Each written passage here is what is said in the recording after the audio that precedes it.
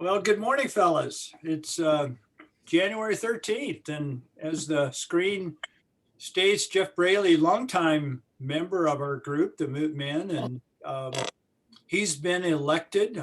We got this ad hoc way of deciphering, but Jeff has agreed to share his story today. So, Jeff, take it away. Yeah, I've been this part of this group I think since about 2007. We moved here in 2005 after I retired from the Air Force, and my brother-in-law Art is the one who Oh, yeah. invited me to be part of the group. And even though I have a job right now that keeps me out of town quite a bit, at least now that we're doing the Zoom stuff, I'm able to even be part of the group on the road. So that has been a real blessing for me. But I was born in Nebraska, so when you guys see me in my Nebraska stuff there, that's the reason why. I was born in Lincoln. My dad and mom both went there, so I'm a big Huskers fan.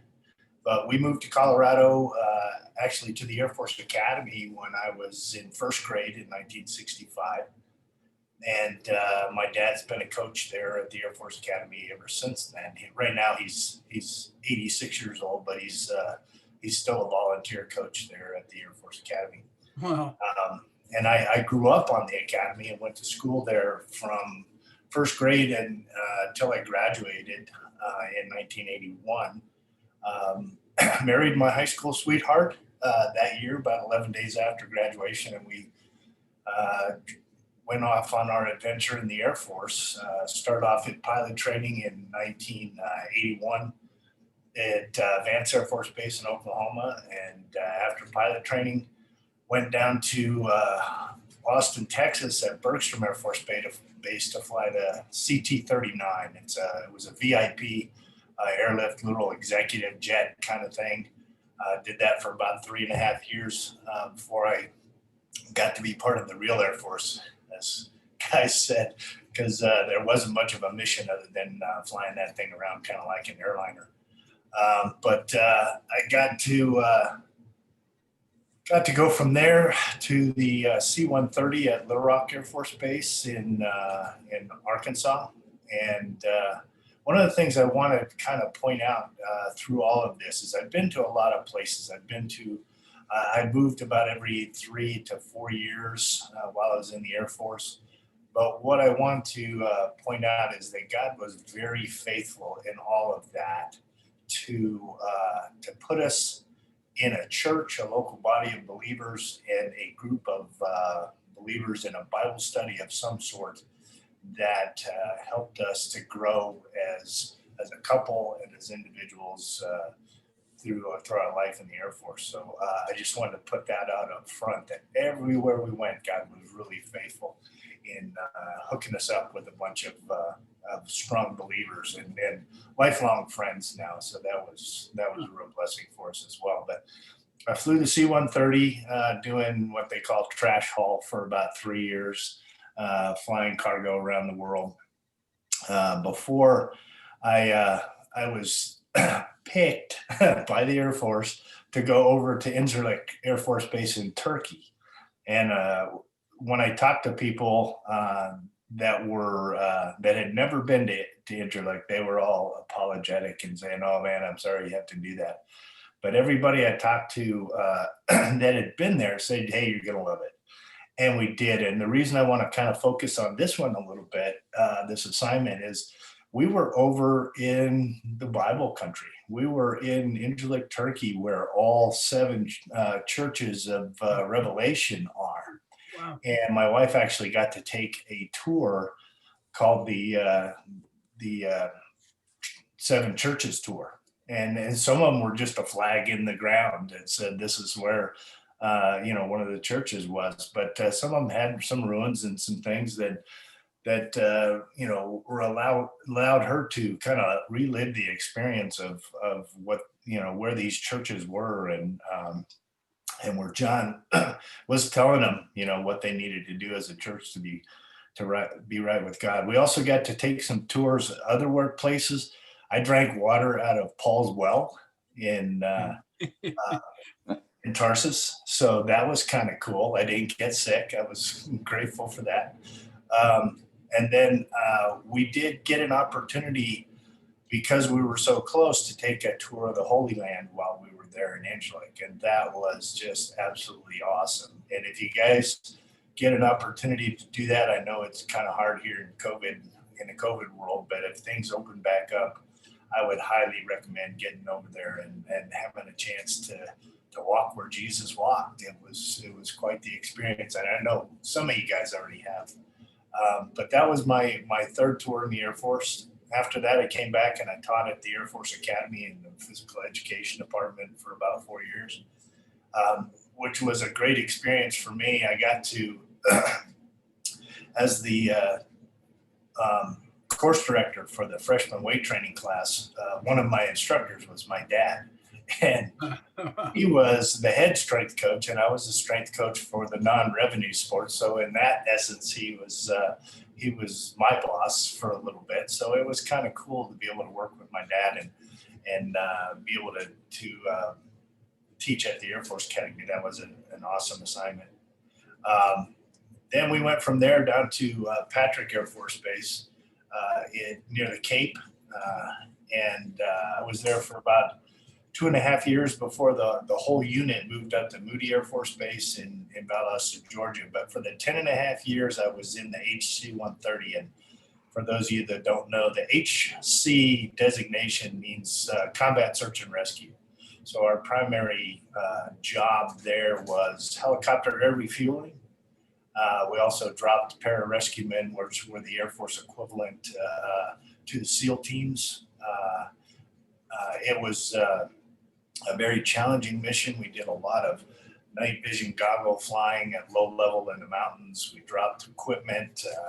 And like I said, we did helicopter air refueling as our primary mission there. But because of that, I spent quite a bit of time deployed over to the sandbox, as we call it. I spent a couple of tours in Saudi Arabia, and then a couple more. And these were all short, 2-month deployments for us. But I went from Saudi up to the next one was next 3 were in Kuwait. I had a couple. I was part of the second Gulf War, and we were based out of Azraq, Jordan, and that again was another place where you're seeing biblical history right up close. Although we didn't get off the base too much. I did have one tour directly in Iraq after the second Gulf War. And then my last deployment was to Djibouti in the Horn of Africa. And that was an interesting place to be. We were supporting people that were, I guess, I was not really doing battle, but keeping an eye on Somalia, or what they called the failed state of Somalia. So I had some opportunity to serve my country for about 24 years in the Air Force. And after that, I was blessed to get hired by FedEx after I retired from the Air Force, and I've been doing that since 2006. And right now I'm a captain in an Airbus 300, which is one of our wide body airplanes. So we've been extremely busy during this COVID time. But like I said earlier, one of the things I have been blessed with is being a part of groups wherever I've gone that have helped me to grow in my faith, including this group. And I wanted to point that out. The other thing that I wanted to point out and say thanks so much to Mike is I got to be part of one of the Christ in the Rockies with my son Ben. Now that is a blessing and a prayer request, because I'm still working on him and hoping that the things that we did up there in Christ in the Rockies will take hold at some point. I'm not sure it has yet. So continue to pray for my son Ben and his girlfriend Braley, that they get that God gets a hold of their heart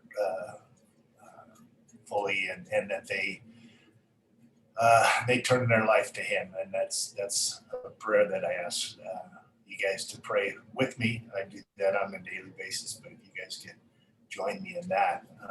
But this has been just a tremendous blessing to me. This group of men, like I said, I spend a lot of time away from home, not only when I was in the Air Force, but here with FedEx, and being able to join you guys every week and get into the Word deeply and to bounce ideas off of each other and to sharpen each other. I just wanted to say thanks to you guys for letting me be part of your life and for you guys being part of mine. Yeah. Well, thank you, Jeff. And when you made that comment there at the end about getting in the Word deeply, I'm so glad you used deeply and not slowly.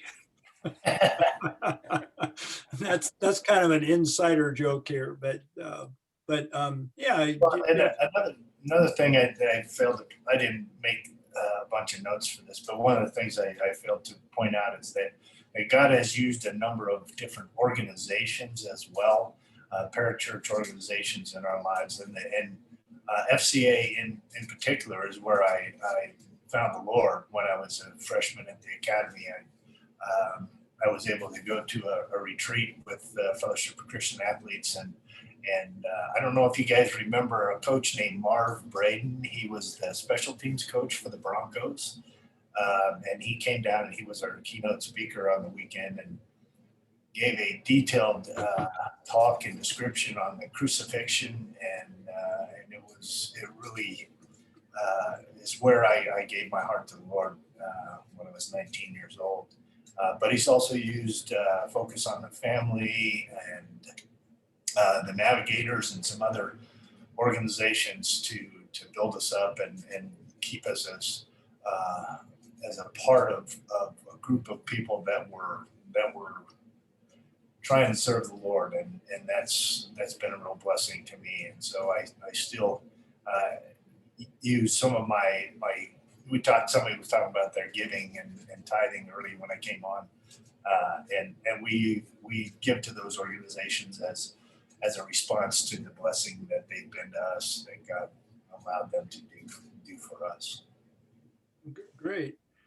And I've got a couple of questions, and I'm sure some of the other guys do, but I'll just lead out, and then you guys, other guys, just jump in there with your questions. So your wife's name's Paula, right? Yes. And I've met Paula and Art's wife are sisters, correct? Yes. And then you have Ben, and I say, Jeff, just boy, give it some time. Ben is a fine young man, and we're all on our journey in different ways, and I'm sure he'll be just fine. So you have Ben, and then you have some daughters as well, right? Yeah, I have 5 kids. I have 3 boys and 2 girls. I now have 10 grandkids, and so hopefully that number keeps building. But right now I have 3 of the 5 kids have given me grandkids, so I'm waiting on the other 2. They're a little slow. But yeah, I've got 5 kids and 10 grandkids, ranged in age from 38 down to 25. No pressure though, right? Yeah, no pressure. You don't look old enough, Jeff. No. You look like you're 35 for God's sake. Jeez. I'm trying to stay young, but I don't feel that young. That's for sure. I'll be 62 next month. Get out. Wow. Well, I got a question. What was it? It sounds to me like you spent your when did you move to the Air Force Academy? What grade were you in? I was in 1st grade. So you spent your entire school life through high school and then right into basically college at the same place. Yeah, I did. Air Academy Junior High is located in Black Forest off base, but everything else I was on the Air Force Academy going to school. And that was for children of the staff that Yeah. There's two areas of base housing on the academy. We lived in Pine Valley, and then there's Douglas Valley.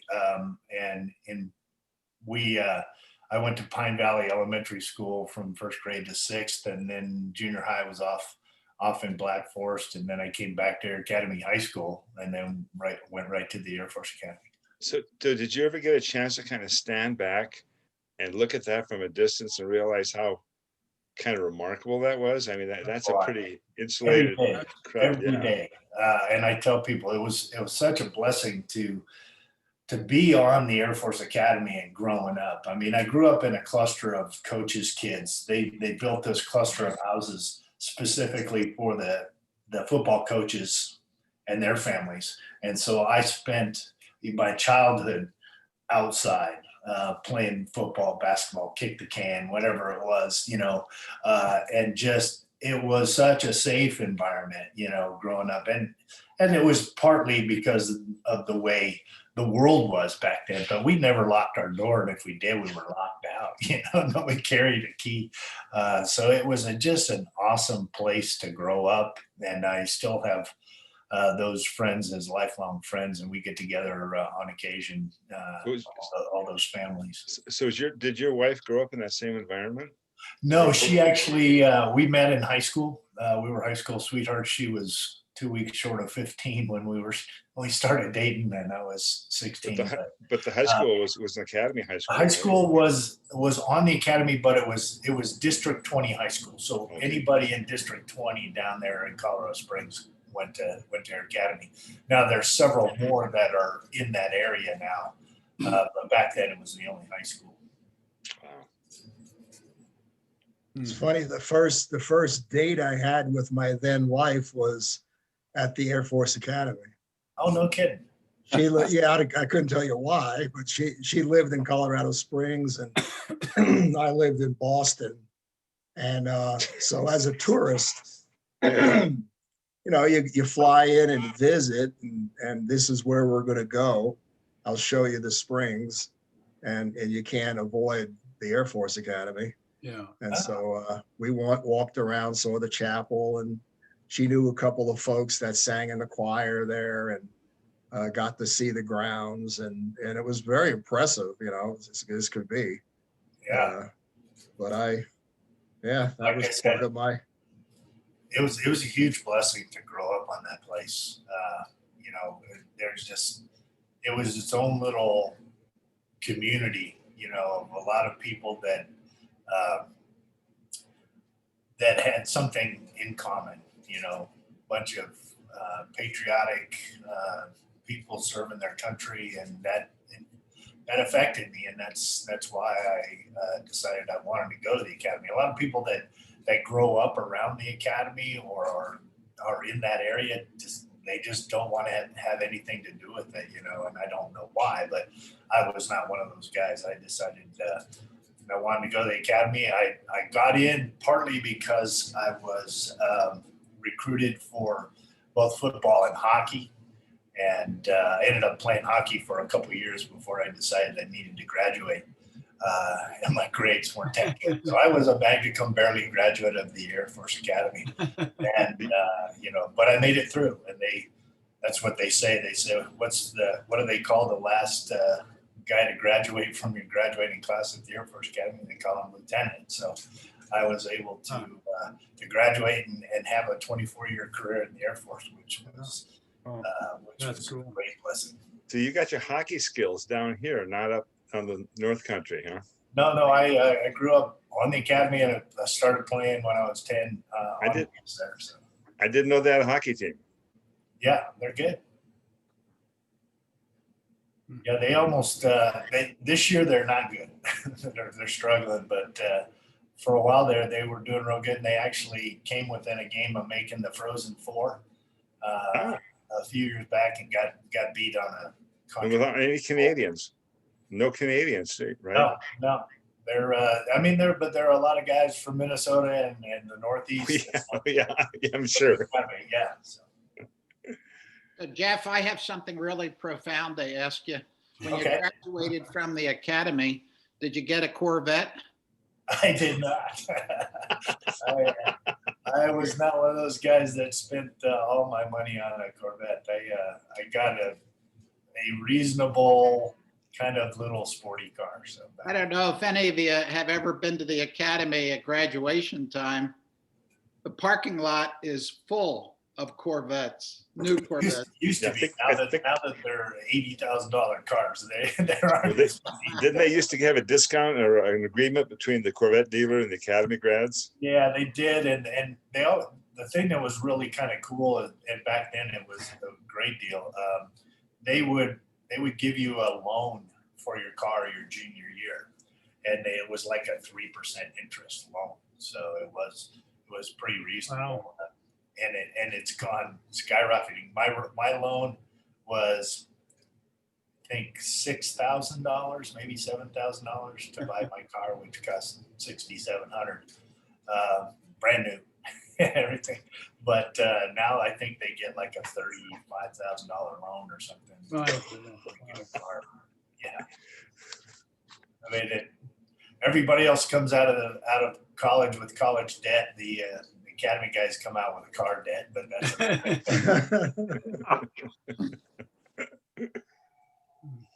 So most of us look at our spiritual journey through Western eyes, right? We look at through America, and our faith is really Western based. So traveling around the world like you have, has that impacted how you see scripture? not in the sense that and I've been to Japan, I've been to Europe, I've been to the Middle East, but we didn't. In the Air Force, you were kind of just there doing your thing. You didn't have a lot of time to immerse yourself in the culture. So I'm still kind of Westernized in my view. I like I said, I didn't experience other than Turkey, and back then too. You were just kind of really on base, and then you got off to go shopping or touring or whatever. So you got a little bit of the culture, but not a lot of the religious culture while I was there. So my views are still pretty Westernized. Because our faith really is a Eastern-based faith, that we have Westernized. Yes. Yes. Mr. DeCook looks kind of ethereal today, like, floating out there in outer space. Yeah. My wife doesn't know. This is my wife's iPad, and she doesn't know how this background actually crept into her iPad. So that's a mystery. It's there. Yeah, it's that angelic flow. Right. Earth to deck, earth to deck. Right. Wow, Jeff, that's quite a story. Jeff, thank you very much for sharing this morning. And I think on behalf of all of us, we'd like to thank you for the years of service, over 2 decades to our country. And we're all very appreciative of you and the armed forces and what they do to protect us. And so thank you. I wouldn't change a thing. I enjoyed my time in the Air Force. I wasn't quite as successful as I would have liked to have been in progressing through the ranks. I ended up retiring as a major, which was about 1 rank short of what I was shooting for when I got in the Air Force. But when I look back on it, God put me in the places He wanted me to be. I think I've told people in the past, if I would have gotten promoted to lieutenant colonel, I probably would have moved at that point. And that was right about the time my older kids were in high school. And my older 3 all got to go to the same high school. And we lived in the same town for about 8 years, which is very unusual. And I could see the results of that in how successful and how well my kids have done. I was in Minot, which is an Air Force town. A lot of the kids who went to high school with me, children of the base people, and they were constantly shifting around, and they always kind of regretted that. Yeah. Yeah. And you and Art are related. We are, yeah. I mean, we're related because our wives are sisters, but he's Army, so I avoid him a lot. Just kidding. we poke at each other. He was in the Army and I was in the Air Force, so we're kind of rivals when it comes to that.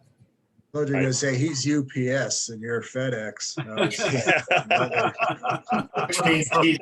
means he's the B team, not the A team. My son-in-law did 4 years in the Navy, and then when he graduated, he came back later and got in the Air Force Reserve. So when the Air Force plays Navy, he's going through a cognitive dissonance, you know. Yeah. Well, Jeff, thank you. Thank you once again, and appreciate you and your participation with us and all the good stuff you said about our group. And, you know, I think some of it was true. So thank you. Thanks for letting me share.